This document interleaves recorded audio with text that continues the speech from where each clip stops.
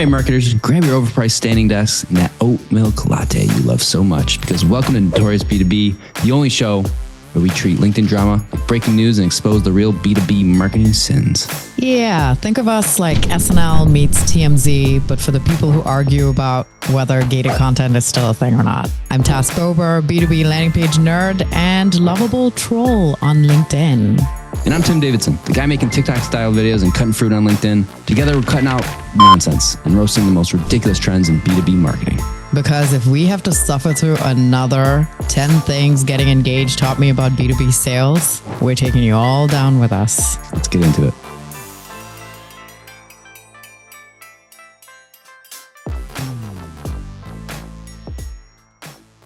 Boom. Boom. Welcome. To Notorious B2B. Notorious B2B Place to episode be. 31. Holy shit. That's not good. We're sold. Well, 20 more episodes and we'll be in the top 1% of podcasts. Remember the statistic? It was like only 1% of podcasts get to 50 episodes and over. That's interesting because I feel like that's made up stat. But yeah, we'll run with it. We'll run with it for sure. We don't have There's fact no checkers. shots counted. No shot. Someone counted all those, by the way. We don't have fact checkers, but maybe they can fact check us outside of this. And We got fact checkers. Just ask Reddit and they'll tell you. Okay. All right. So this week we have two segments. AI's always popping. And so we are going to go into Big Prompt Energy. Big prompt energy. Okay. First story, Opendoor CEO told the team to default to AI and it's blowing up in his post on X. This is a post by Mathew. What a name. What a name. Oh, okay. he's not the CEO though. No, he's not thinking for some reason he was the CEO. No, Mathew is just a senior copywriter. So sad. Just a ghostwriter guy. He says, so the Opendoor CEO sent a note to his entire team saying, essentially, everyone needs to default to AI and it's going terribly for him, as one might predict. At this point, I need to start contacting CEOs obsessed with AI and handling exec comms for them. He just did a small little free plug for himself, didn't he? Ooh. On top of that, the note isn't worded well, is incredibly tone deaf, and is pretty cringe. If you reach for Google Docs or Sheets before you reach for an AI tool, you're not defaulting to AI. Do CEOs actually show what they plan to release to the public to other people anymore? Because wow. Anyway, hire me as a ghostwriter if you don't want an entire social media platform dunking on you. Not a huge amount of reactions, like 75, one. I don't remember which one of us sent it to the other. He has screenshots of are they called tweets anymore if they're on X? No, are they X's? Yeah. X's and O's? Yeah, very confusing, isn't it? Yeah, very confusing. So Kaz Nejatian, I guess. He's like 11 days old as the CEO, by the way. So he's the CEO. Can rumble. Okay. Oh, it's only day 11 for him as CEO. Yeah. Yep. He says, I sent this note to our entire team at Opendoor earlier today. And the email reads, I'm going to try not to read the entire thing. I'll read the important parts. Hi, team. This is day 11 for me at Opendoor. Thank you so much for leaning in, helping me on board, yada, yada. In the last week, the hardest thing we've had to do as a company is figure out how we're going to get back to the office. This seems like the CEO playbook. Like everybody come back to the office, everybody use AI, and also we'll get rid of a bunch of people because of AI. That work is now mostly behind us. There'll be no change management here. We are back at the office. And that's mostly the last time we're going to talk about this. Over the next month, the hottest thing we need to do as a company is become AI native incredibly quickly. Our job at Opendoor is to build the best platform to make selling, buying, and owning a home as delightful as possible. So we need to move faster. So starting today, the first line in everyone's job expectation is simply this: default to AI. This applies to everyone, including me. Starting with the next performance review, in addition to asking how much impact each employee delivered, we will also ask ourselves, how frequently does each person default to AI? Such a strange metric. If you reach for Google Doc or Sheets before you reach for an AI tool, you are not defaulting to AI. If the prototype for a project is not built in Cursor or Claude Code, you are not defaulting to AI. If you have not used chat.opendoor.com and started thinking about how you could build your own agents and save your prompts, you are not defaulting to AI. So AI use is a skill like anything else. The more you use it, the better you can get at it. I expect every one of us to become experts. Let's fucking go. Cheers. Then he also screenshots some responses and reactions to this tweet and letter. This guy's literally just some guy on X. That's his username. This message personifies the AI insanity taking over companies. You're basically telling people to not use their brains and just unquestionably ask a robot to build everything for you, even if it's not proven to do so effectively. This is terrible leadership. And then this other guy, James Rabb, says, yeah, I use AI as part of my workflow every day, but if I were an engineer at your company and I got this, I'd start talking to recruiters elsewhere. You have no idea what you're doing, and the board should remove you. This is a joke. Another guy, Grady Booch. Apparently, Boucher? customers are irrelevant in your strange, misguided mandate. Enjoy the slow but relentless and inevitable melting of your business, Kaz. And then someone said, so far in my experience, the worst performing people I've hired have over relied on AI to do their jobs. Alex Cohen. Hey, don't we know Alex Cohen? Okay, so We do actually. Yeah. yeah, who is that? Wait, I don't really know, but just LinkedIn person I know. LinkedIn person, right? Yeah. Okay. So anyway, that is the post. What do we think here? I think it's the classic story, but you know what I'm more fascinated about is that the Opendoor CEO, because I remember actually hearing about this recently. So he's obviously new to Opendoor. Kaz. Yeah. He actually comes from Shopify, and he left a lot of money on the table there. Ooh. I think there was something where there's like a Fortune article where he left Shopify where he could have earned like 2.8 billion because of the stock. Okay. And he left that basically on the table to go to Opendoor they're giving him big kind of like options. Yeah. But I guess he could make like a ton of money, like a lot more money if Opendoor works out. I feel like he knows what he's doing with all that money on the line. Like no one just becomes CEO, or do they?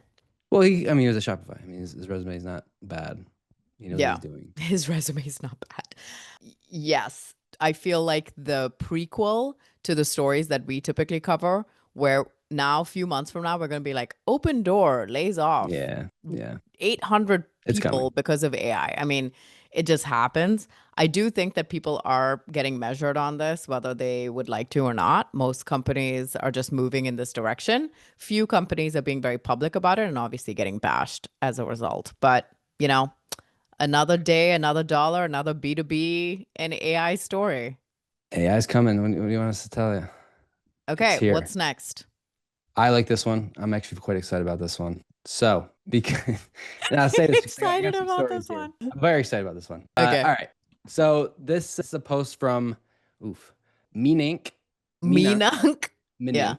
Meenank Minnu. Yesterday, I felt insulted by an AI tool founder on LinkedIn. He's repeatedly spamming me to sign up for a free trial of his tool in the DMs. Yes, I'd commented on his post, but he spammed.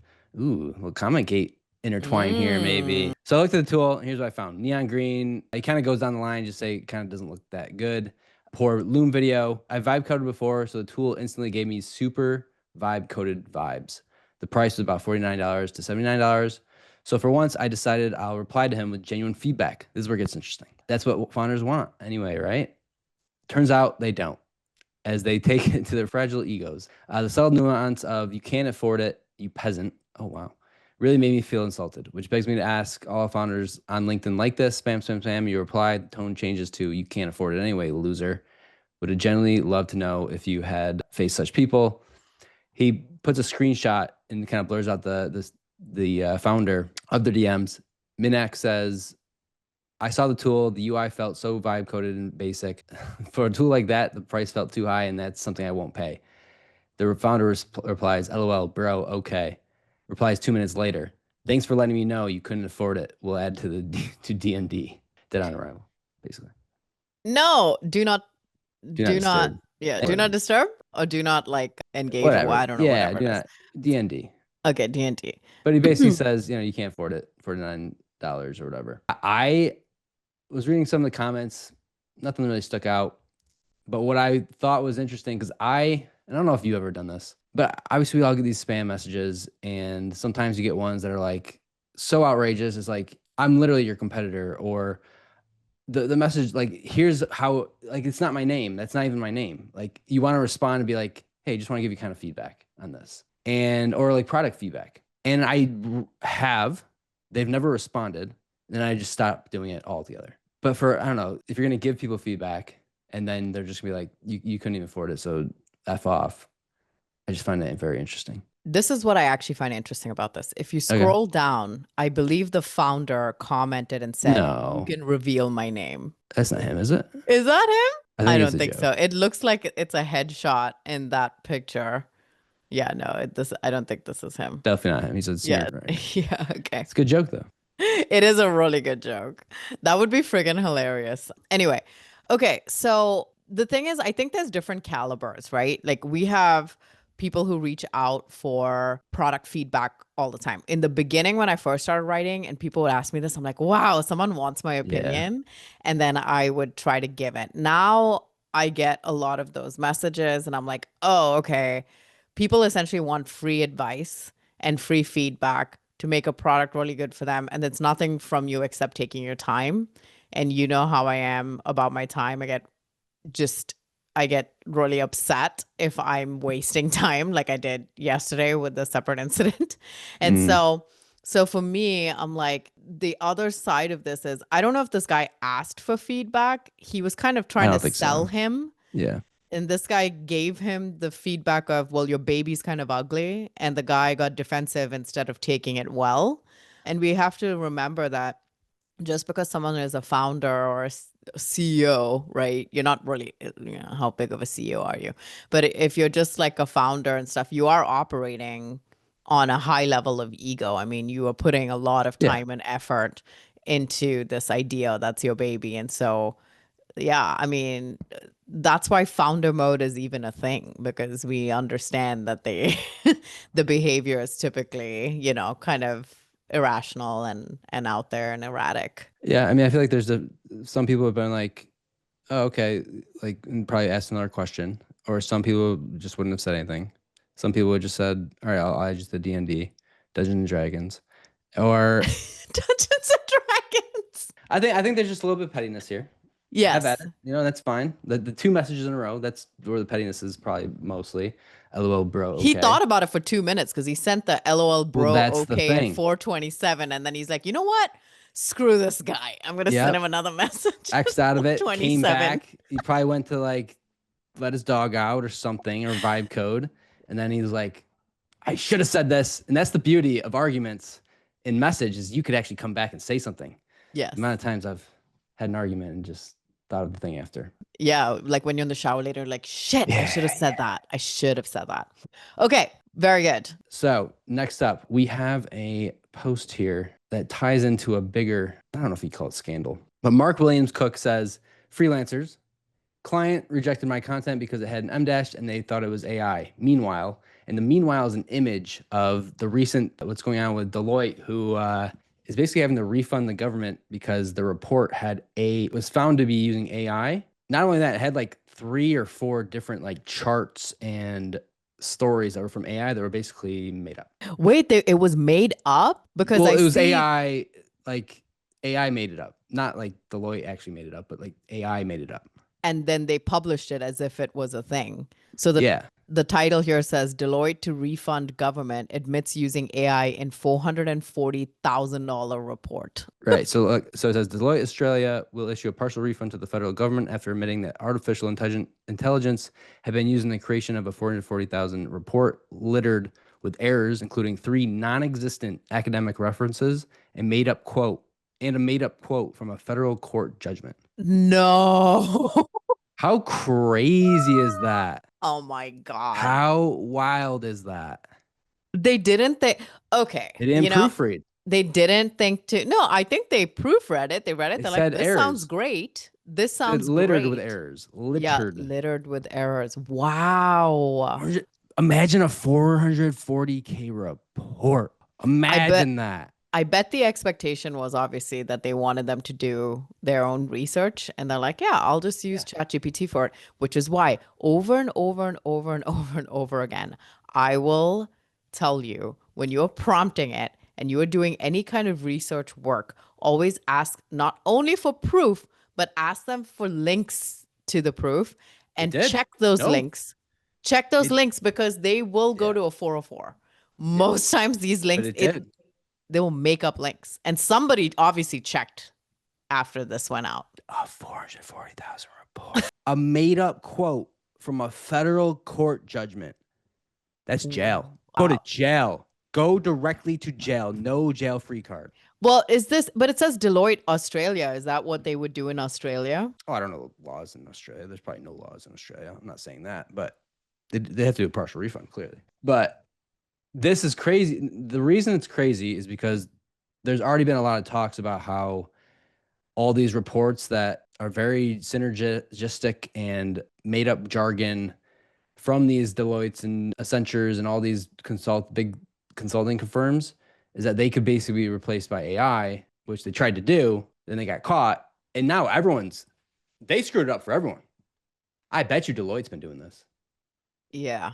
I bet you all of them have been doing it. And now these companies are going to be checking hard. 1M-, you're done. What? Done. 1M-, and you better be, your You're work out. is going to be checked. You're out. This is crazy. Oh my gosh. Okay, so I'm going through some of the comments. There are some of our people that we recognize are on here.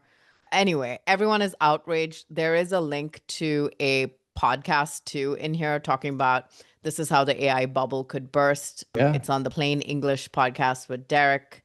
And then DT. he's Derek Thompson. Yep. This year, American tech companies will spend $300 billion to $400 billion on AI, which is nominal dollars more than any group of companies have ever spent to do anything.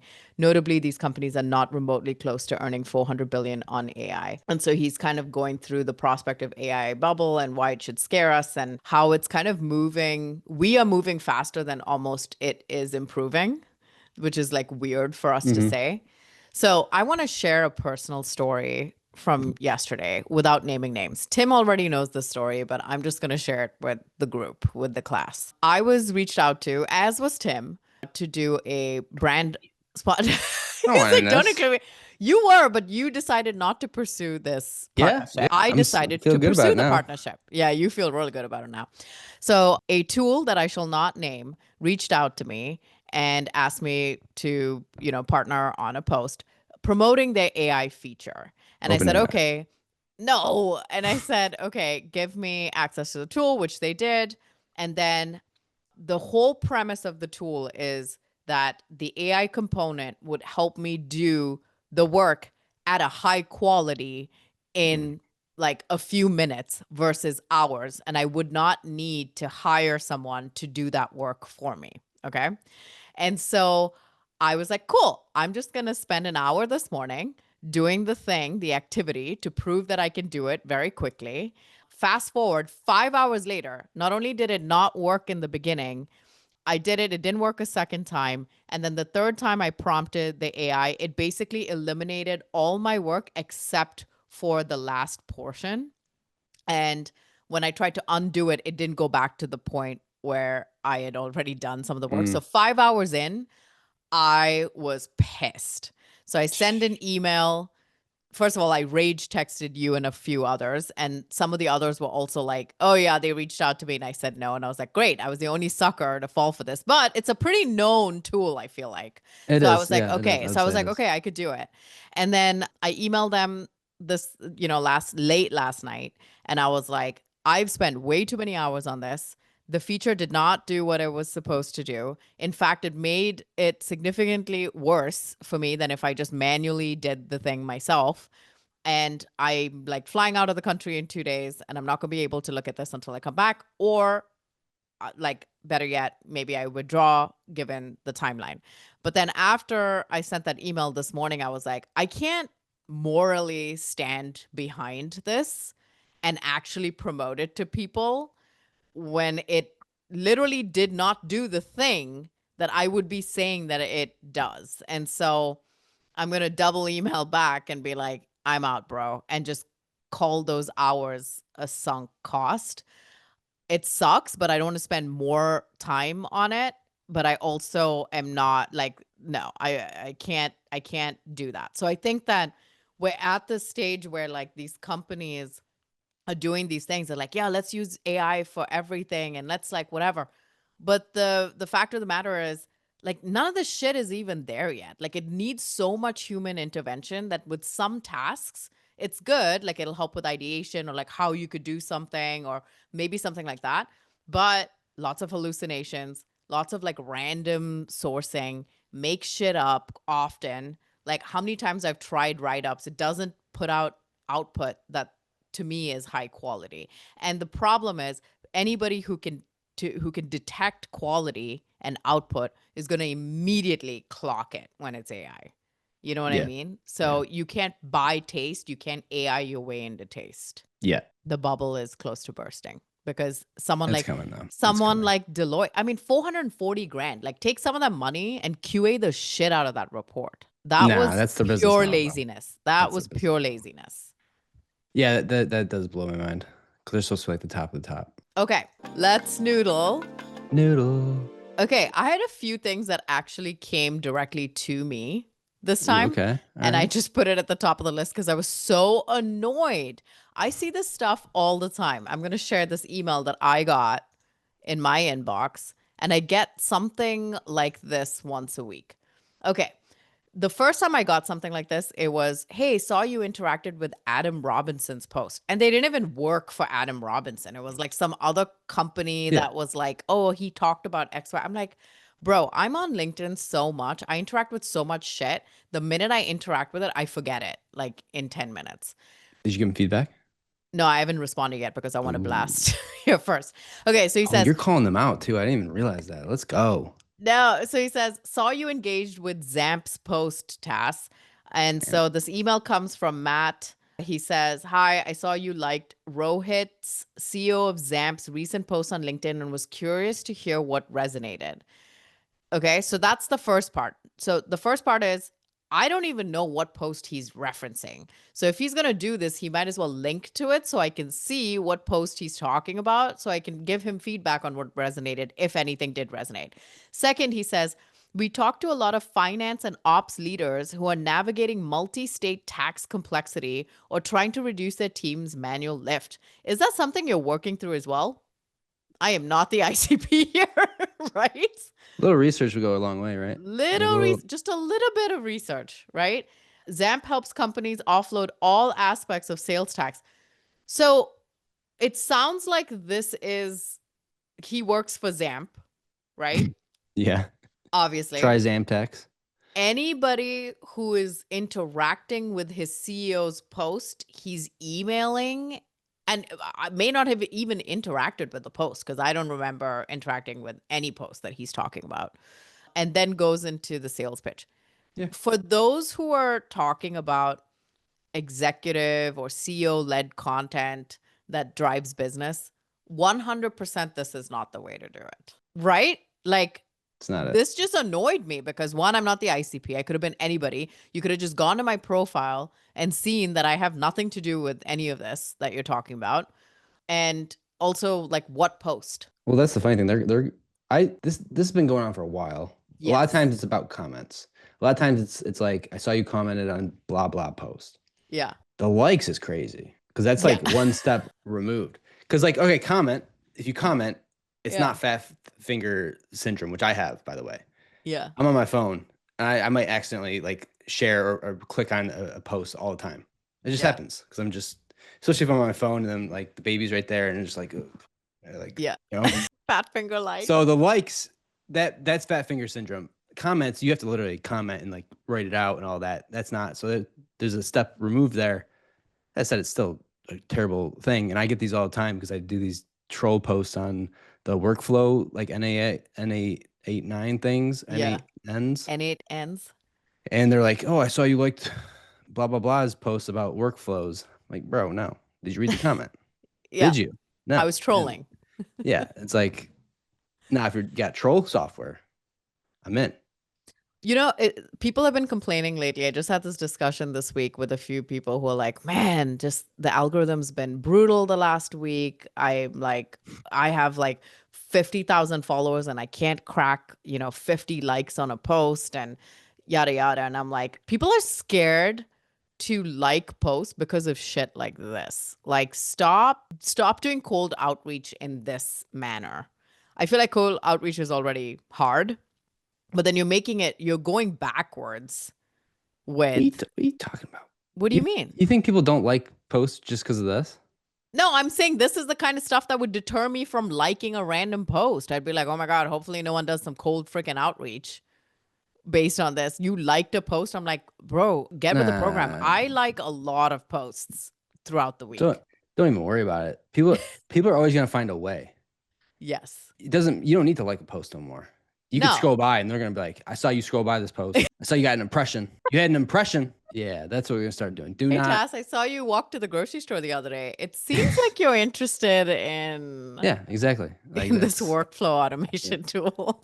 Because if they don't do it on LinkedIn, they're gonna find you on Instagram, they're gonna find you on TikTok, they're gonna Yes. find you on everything, and they're gonna start to correlate everything. Yeah. Cold DMs are they're crazy. Cold DMs and emails are a crazy, crazy world. Yeah. I get it, you're doing your job, but like that is also one of the lands of LinkedIn, like one of the houses, the outreach house. Okay, what do we have next? You said you wanted to call dibs on this one, which is so funny. Because these stories are so funny. It doesn't go away either. That's the problem. Like these things just do not go away. Which is why we exist. So, you know. What do you mean? Half thankful that they don't go away and half irritated that they still exist. All right. So I want to set the stage here because this is going to be helpful context. Okay. So Andre Faji is a global brand director. Okay. And he has requested a demo from some product. He doesn't name the product, but he requested a demo, and he starts to post with 10 emails and still no idea when I can see a demo of this product. This isn't a startup. It's a large SaaS company that's been around for 29 years, has all the accolades from Gartner and Forrester and big customers like Disney, Sony, HANA, blah.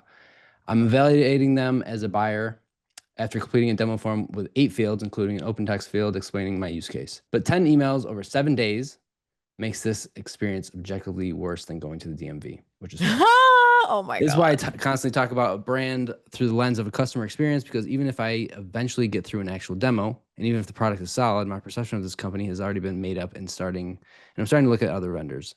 This isn't a sales issue, it's a brand issue. It's a series of decisions made by people who decided how they show up, what processes to put in place, and where they'll invest to win with the customers. He also shares the kind of outreach email from like him requesting a demo and says, "Hi, Jasmine. I'm officially confused. I was initially speaking with Raja, then Karthik reached out, and now I'm receiving another email essentially asking about the same questions." So basically, he requested the demo. The thank you page probably said, "We'll reach out at some point in life." And then an SDR is reaching out, asking questions to qualify them, essentially. And he's getting like 3 different people asking this over the last 10 days or so, or 7 days. And he says, "I'm simply looking to schedule a demo for blah, blah, blah." And it's been over a week of back and forth emails. Looking at my inbox, I'm counting a total of 10 emails just to schedule a demo. I've been here. Yes, you have. Didn't you get a call like 200 and something days later or something like that? Which is crazy, but it's like, I called dibs on this one because this is so classic. Yeah, if there's anything that's B2B, So classic. it's this. This B2B buying process is absolutely brutal, which is hilarious because the growth goals, I know for a fact, I can promise you, whatever this company is, promise you, they're not hitting their growth goals. There's no shot. They're so inundated with demos. Maybe they are. Good for them. That they just can't deal with all this. And now they're spending all this time with the SDRs, following up with 10 different emails and questions. There's like technology that helps with this, by the way. Like, this is so crazy to me. This happens all the time. This has been happening for a long time. In 2021, I was really mad about it, and it's still happening. So I think didn't you run an experiment where you submitted a demo for X number of companies and only got callbacks from like 2 or 3? It was more of seeing which ones help let me schedule a demo right there. So like a thank you page, like a schedule link or a thank you page. To be honest, I don't know what the follow-up process looked like because I was not dealing with that, and I put a lot of fake emails. So, or not fake emails, fake phone numbers, like emails that are basically just go to spam. Like I used a real email because I wanted to make sure it was a proper kind of experiment instead of like DQing me immediately. But yeah, I wouldn't deal with the follow-up process. So this is one of the reasons why on my landing page side, I force my clients essentially to tell me what the steps are just 2 to 3 steps after someone fills out a form.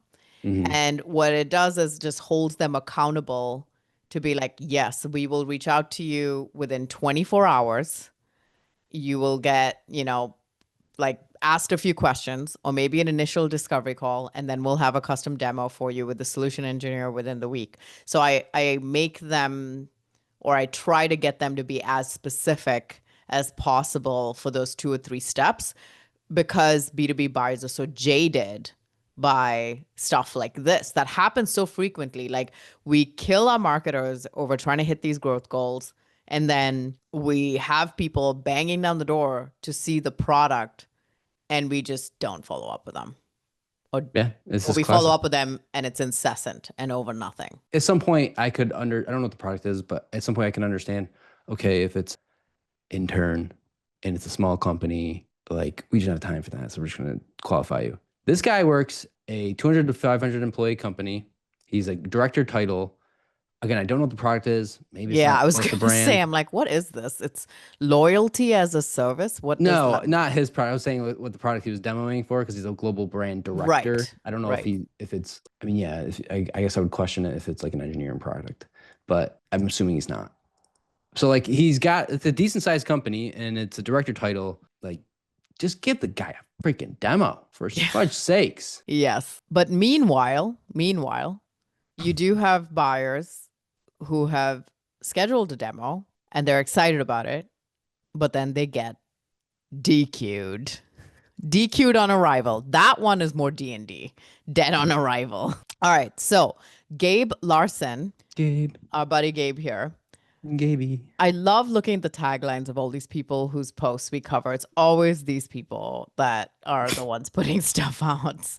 From 1 billion exit at customer, which is Meta, and now building some AI something or the other. Okay, Gabe Larsen. I requested a demo from a company and they canceled it. Here's why. Their SDR emailed me saying they wouldn't meet unless I answered a list of qualification questions first. Think about that. I raised my hand, booked the time, literally asked to see the product, and they shut the door. Was my CRO title really that offensive? Or was it the fact that I booked the meeting myself and it was already sitting on my calendar? Is your precious sales team so slammed they couldn't handle one inbound demo?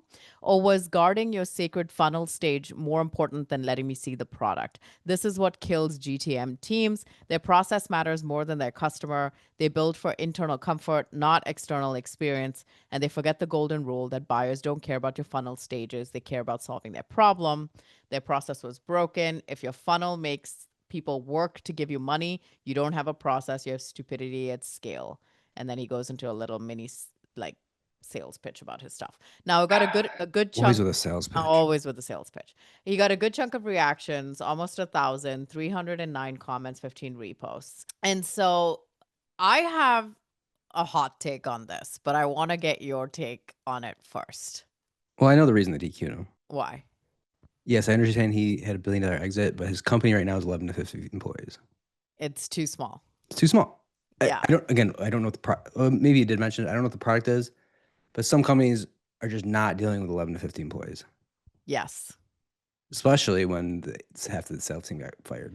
So this is my hot take on it. And this is coming from someone who learned the hard way, because I think we talked about this before. When I first started, my calendar was open. Anybody could just book with me. Yeah. I asked for no information, outside of their name, email, whatever. And I was like, anyone could book with me. I had solos to big B2B companies all booking time with me. But no, it's not flex, because it was a lot more of the non-ICP people. And then I would end up on these calls where someone was either pitching me or it was clearly a bad fit, but I had to entertain them for 30 minutes. And so I added qualification questions that weren't necessarily to qualify them, but it would just tell me where they are in their journey. And so it would be like, yes, we do spend on paid. I'm like, cool. Or, here's the page that I'm thinking about, or here's some issues with my campaign. So I'm not going to fault the company that he's talking to. He doesn't see it right now, but they're actually doing everyone a favor by saying, hey, we're not going to meet with you if you don't do this. They're kind of just doing their jobs, but at the same time, saving him time getting on this call, trying to purchase this tool that maybe isn't for them. I think that's right, but I think there's a better way and a worse way to do it.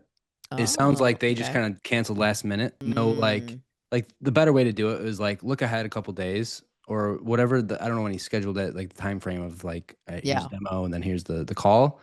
You could email them and be like, hey, just want to let you know, like we typically are too expensive for a company your size. Just wanted to ask a couple questions. That's one way to do it. The other way is obviously their demo process is you fill out the form, send you to a scheduling link. For the most part, there is technology now that you put in your employee size and it'd be like, all right, we will route you to either a scheduling link or here's like we'll reach out and this is where like the qualification becomes more. You could do that, and I bet you they do have that. They just don't know how to use it or they do it wrong. I think there's just a better way and a wrong way to do it. I will say if you cancel last minute, by the way, I'm not saying I have not done this. I'm at fault. But if you cancel last minute it sucks. Like you are all ready for this call, you stopped whatever you're doing, and they just cancel with no kind of talk track. That sucks. I don't even think they canceled last minute. I think they just canceled it. And like I don't think he's implying that any time frame at which they did it. He's just offended that they canceled it before he could answer these qualification questions. The comments here though, some of them support our POV, which is, this guy's like, this post took longer to write than filling out the intake form for the SDR that's just doing what they're told. And he's so right about that. Like the SDRs they're just following orders, they're not writing the rules.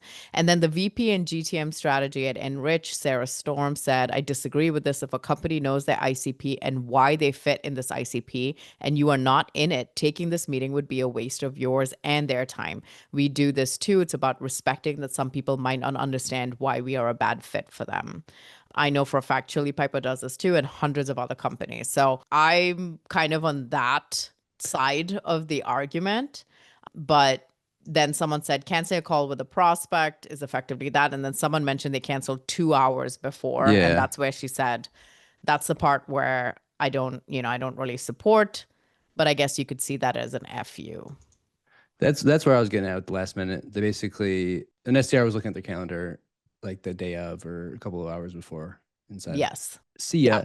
He also responded with saying, and I'm sure this is not exactly what the SDR said, but he said something like, they canceled with no explanation. Their BDR emails me asking why I deserve to be a buyer. I'm sure he didn't respond like that, but if he did, that'd be hilarious. It would be. That would be That'd funny. Be funny. That'd be jokes. That would be funny.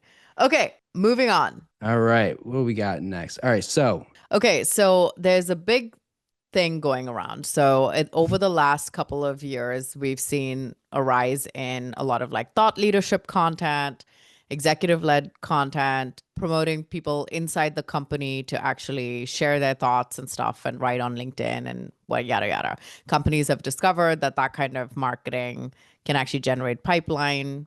Adam Robinson's a great example of that, whatever. So now they're trying to replicate this at companies, right? As a result of that, these head of content roles are getting a lot of traction. And it feels like the big companies are one-upping each other in terms of the salaries that they're offering these heads of content. So there are a couple of posts here that kind of talk through that. Let me get those up. So there are two posts kind of about the same thing, but basically the first post is Purna Virji. If you thought PayPal's $240,000 head of CEO content job was a big deal, Virio just posted the same role for $1.5 million. How about that for a freaking salary range? That's not really a one-up. That's like a take you, like it's fudge you. That's fudge you money. Yeah. No, it's a fudge you. That's not a one-up. That's a that's all right. That's a huge though. Like that's way bigger than 240K is what I'm saying. That's big. That's like what some CEOs make. How does it even make sense? Okay, Tim. I can't get around it. Let me read the post. OpenAI listed theirs at 393,000. Meta followed at 223. Executive content has become one of the most valuable skills in tech. Rather than devaluing creativity, AI Bloom has made it one of its highest paid jobs today. And then goes on to give examples where Sendoso saw 120% larger deal sizes when prospects follow their director plus execs on LinkedIn. We saw this firsthand. We know Casey Jenkins posted a lot. She just posted the other day about how her writing on LinkedIn with just 11,000 followers over the last year and a half being at Sendoso drove $1.1 million in pipeline or something insane. And then Gong found deals closed 22% faster when buyers felt like they knew the seller. And then we also know Brian Lamana, he writes on LinkedIn all the time. He is enterprise AE at Gong. Hootsuite CEO Irina says 77% of buyers are more likely to purchase from companies whose leadership is active on social media. These are some great statistics. So now companies are starting to pay 7 figures for content strategists because executive presence creates 8+ figures in pipeline. And then she goes on to talk about how she's studying that. She shares this cheat sheet. Okay, now Leah Agar, social media at Funnel, says $450,000 to $1.5 million per year for a head of CEO content is crazy numbers. But we're going to see more of these high-paying roles, and here's why. We're seeing, again, the whole pipeline stuff. Just yesterday, a marketer shared that working with 7 influencers across 3 months, 21 posts total, all around 13,000 followers, generated 45 demo requests and 1.1 mil of pipeline.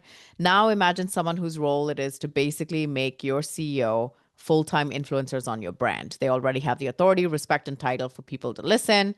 And then she talks about PayPal's role, Google's role, all paying 300,000. And then you have Virio out of nowhere that's like, bro, 450 to 1.5 mil. Let's go. Total comp. Here's my problem. Okay, I love this. Let's do They it. start the post saying they're paying 1.5 mil. That's the top range. Yeah. That doesn't mean they're going to pay some. I mean, Sephora is still more than the others, by the way. Like, and who is this? I've never even heard of this company. What's Virio? Go look it up. I guess I have to. Yeah, you have to now. We do research on this podcast. So, Well, I was as also everybody knows. the fuck. They're a small company. No, they're not. I don't know about that. I was doing it to make a point because the others are huge companies. Yes, the others are known companies, but you know what? This is a very interesting brand play. They knew if they posted something like this, people were going to talk about it. 1,000%. It's a good brand play. What? I'm sorry. Raising your hand. What? I'm calling bullshit. Okay. You don't think they thought about that at all? You want to know how big Virio is? Okay, let's go. Want to know how many employees they have? 5. No, I mean they're bigger than that. Okay. But they're listed as 11 to 50 employees. Okay. How Small big is company. Meta and Open and all those? Way bigger. Yeah, huge. I do not think they will pay someone 1.5 million to write content at that small of a company. Do you think that they would pay someone 450K, which is the low end of that total comp scale? It's a good question. It's a good. I can almost guarantee you they have 13 employees. I don't know about their funding yet, but I'm quite positive an investor will be like, what the fuck are you doing? You are not hiring an engineer for that cost. Like, what are you doing? I can almost guarantee you they're gonna get reamed out. Interesting. So looking up Virio, their company profile, I looked on pitchbook.com and it says status private, latest deal type, early stage VC. And then on Zoom Info's website, it says that they're based out of Poland and they're under 5 mil. Yeah, I'm sorry. I'm calling. I think it's a PR play. I don't think they're going to spend that money at 13 employees. Good for them. 1,000%. Love the PR play. You're getting a little plug here on B2B. Have at it. But nah, I don't think so. You don't think you need to. I really don't think you need to spend that much. That's the thing. You definitely don't need to spend that much. But you know what's funny? I'm going through the comments on all of these and not a single person was like, let me just look up this company really quick and call bullshit. But usually there's at least one person who will comment and be like, has anyone seen whether this company can even afford it? Or they're just trying to get into the same space as people talking about Google and Meta and PayPal, seeing how much that they're talking about, these salary ranges on this stuff. Bro, like... Not a single person. So the CEO posts, on LinkedIn, and I just saw something where like they're not even like there's no shot they're paying that money, but also you don't need to. There is literally like ghostwriters that you can pay for way less, and Eric already had the CEO already has 30,000 followers. Yes. Like you don't Oh, need wait, I'm to. connected to him. Yeah, Okay. see, he's probably reached out to you. I think it's a PR play. Good for them. I think there's no shot. I call him bullshit though. That's what I'm Okay. calling. Here's his post on the matter. So he says, we are paying 500 to 1.5 mil total comp for a role that has never existed until now. We're calling it forward deployed content engineer, which is different than what we saw, right? Yeah. Wait, did you see the post? Did you see his most recent? No? What's his most recent? He started his own position as the head of content at Viro. Oh! It's a fucking LinkedIn play. Gosh darn it. Gosh darn it. Wow. Investigative research live. For fudge sakes, he got us. Good for him. He did get us. Okay, so TLDR, the summary for everybody. Virio, co-founder and CEO, posts for this job for head of CEO content when he already has 30,000 followers. So he's already bought into knowing how well LinkedIn could work for inbound. He sees all this stuff floating around about Meta, PayPal, and Google paying astronomical amounts for their heads of content, decides to put out a post saying, I'm looking for a CEO content.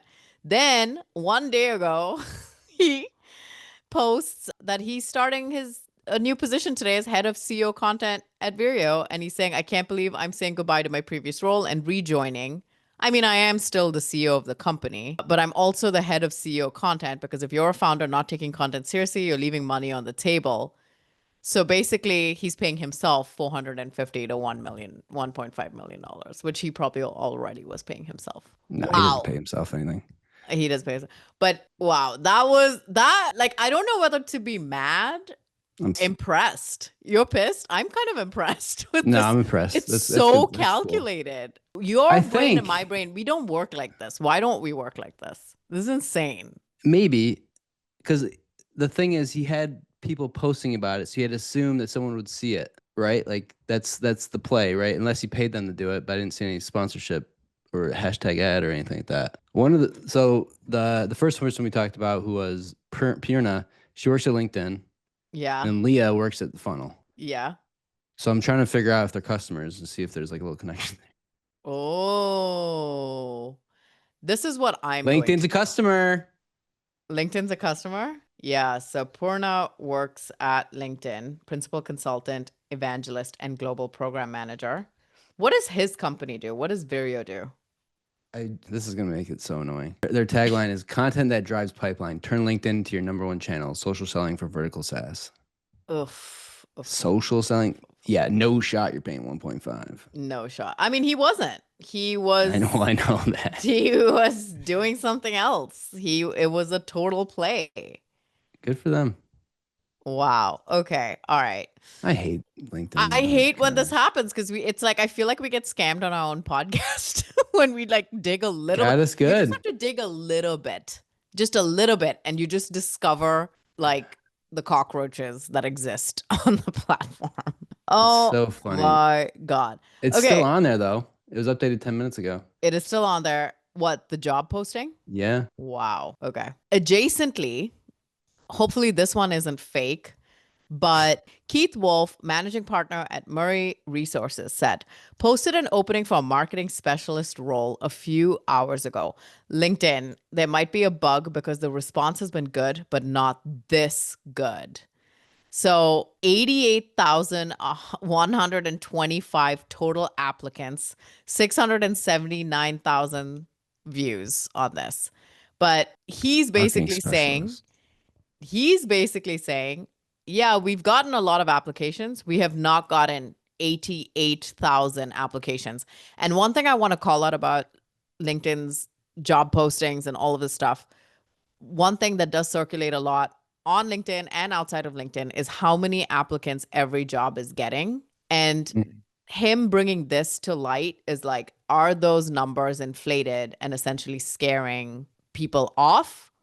Or are those truly an accurate reflection of the market? How do you know though? That's the problem. I don't even know. I don't know how you would know.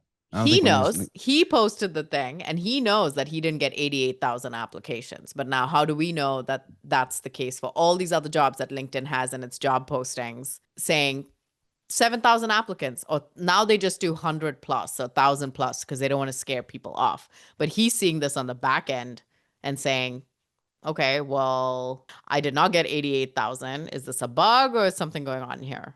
And they're inflating numbers. yeah, they're probably inflating numbers. I would say, or I wonder how. There's also probably some bot thing going on here. So I wonder how much bot stuff is happening with all the other job postings too that are showing to, so some people are like, is this just the current job search market? And the guy's like, no, it's a bug. We've had a lot of applicants, but definitely not 88,000 applicants. Yeah, I mean, it comes down to like, is it a bug or is it just like fudgery? Is it just fudgery or the market? You think he's fudging around? No, LinkedIn. I mean, that I can believe. 1,000%. Well, yeah, because you pay for it, right? And then if you they want to show good numbers, they could fudge around. But also, it makes no sense to do that though, because you know how many applicants you got. Yeah. I also wonder, and this happens with other things, is if it's like an easy apply, what if someone actually does it like 5 times? Does that count as 5 applications? Well, I don't think you can easy apply to a position multiple times. Like LinkedIn counts that if you're part of it. You're gonna apply CEO content. Gotta find an easy apply one though. I'm gonna apply for head of CEO content, but the job is still active, right? Yeah, but it's not an easy apply. You cannot pay me to do a freaking resume. Regular application. Yeah, no, I'm not spending an hour on that. It's bull. Okay. How do you even find jobs on here? All right. So that concludes our episode for today because we Yes, are ma'am. over time. Okay. And that's a wrap on Notorious B2B, where we expose the nonsense and remind you that most B2B marketing is just a very expensive guessing game. Don't and post a passive-aggressive LinkedIn poll about it. We'll still find you. And if you have B2B drama we should cover, slide into our DMs. We accept screenshots, leaked internal memos, and questionable brand rebrands. Until next time, keep your marketing unhinged and your LinkedIn bio free of the words growth hacker. See you later. Later, skater.